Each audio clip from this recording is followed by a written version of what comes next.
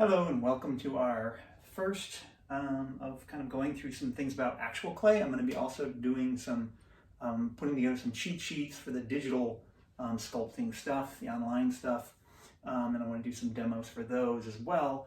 But I also want to do some real. I know some of you in our newly formed online COVID-19 class in figure sculpture. Are going to be working with clay that you have and some other types of materials, and might have different types of tools. And some of you might be doing both. Some of you might be doing clay and digital. But I wanted to show you some different types of things with clay that you could do. And I'm going to start some other projects later. I just wanted to get this going. And I'm going to show you some stuff with something I'm already working on, or a couple of things I'm already working on. And just some simple things about tools. I know it's not a figure, it's part of a head. But I want to kind of give you some ideas of different surfaces, because we talked a lot about building up the clay on the armature and stuff like that, and we've had the modeling class, we've gone over a lot of that, but I didn't really talk to you too much about surfaces. And we've had tools in class, but now you're not there with those tools. So I want to show you some of the things that I use that are things that you might be able to get a hold of or have at home already. All right, so I'm going to zoom you in a little closer. All right, so now we're in a little closer. I've been really inspired by watching a couple of late night shows where they've been doing their whole show from at home. So I figured if they can do it and have TV shows, I can do it and have a class. Anyway, so this is that head a little bit closer, but I did want to show you a couple of different types of tools that I have and that are things that you might have around your house. One of those is my favorite, the butter knife. Most of you have a butter knife. You might have one that you don't necessarily need to use for that anymore. You can also modify them, and I think I did this on a belt sander or grinder.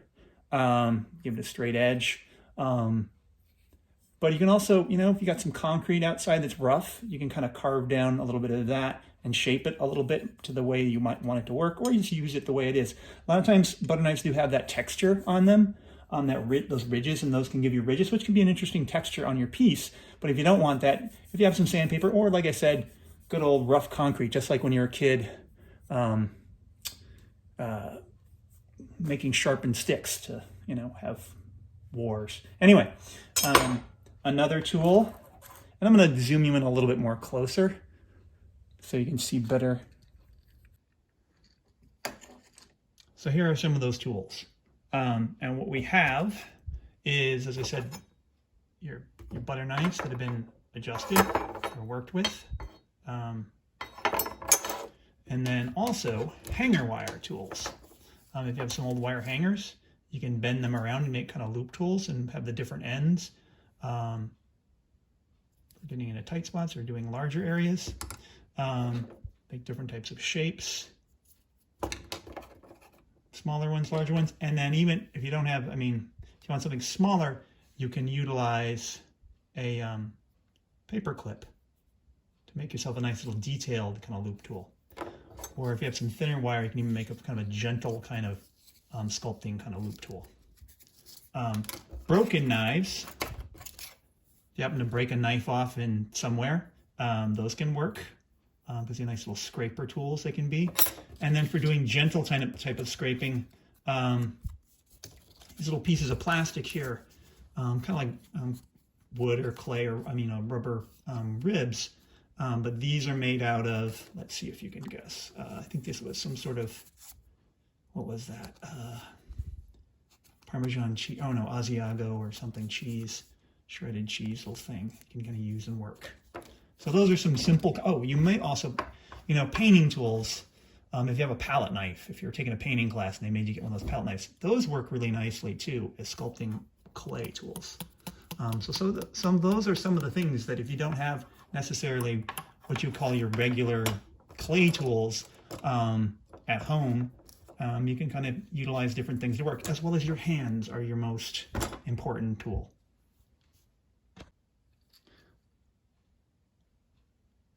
As you can see, I have a variety of different types of reference materials to work from.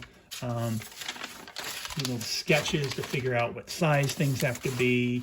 Right now I'm working on pieces where I'm just sort of grabbing, not just one image, but lots of different references from different places so that I can kind of make this mishmash kind of face. It's very abstracted, but I did want to show you some of these tools. So it's nice to have variation in your form. Sometimes people get the idea of like the body is a very smooth thing, but if you're working artwork, for a lot of expression, I know it's exaggerated in a lot of this, but to have those creases show and to use even, let's use something like the butter knife tool to go in and sort of define those areas.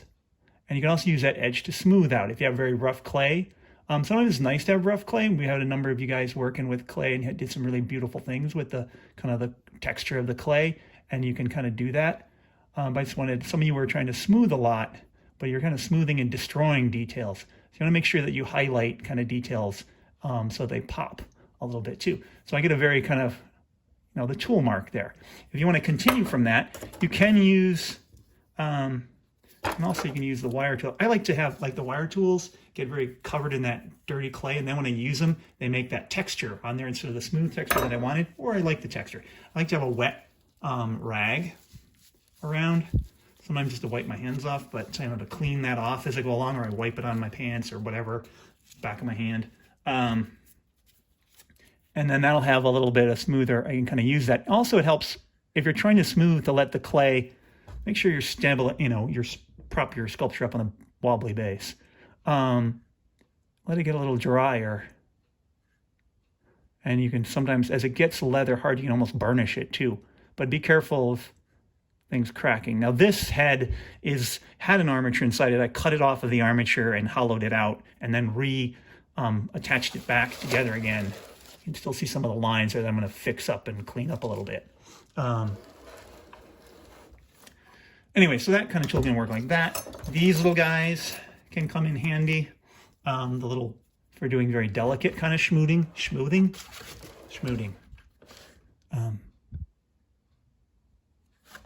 And again, you got to keep them kind of clean. And I can bend them into shapes that I want to. Now, some people, and I don't have any handy, maybe I'll demo that next time. But you can take fabric too and then put texture in if you wanted to. So I'm sort of scraping down and smoothing over. And you can take a little bit of clay and fill those areas, or even the clay that's on there, and kind of fill areas that you want to fill. Now I'm going to be firing this, so I have to be careful about adding too much on without bonding it in. But anyway, whoops. It's not good to look at a camera and not look at what your hand is doing when you're sculpting. But you can definitely kind of go in with edges of tools and pull out details of wrinkles. I know, again, I'm exaggerating things on this.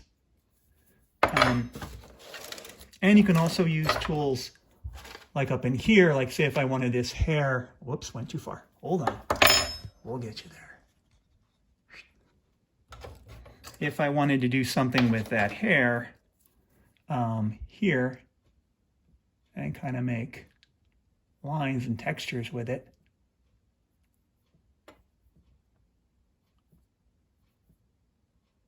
I could make it more interesting than just sort of, although I like the hand marks too. I might do a combination of things. I'm kind of experimenting with this piece. And you can even kind of undercut those.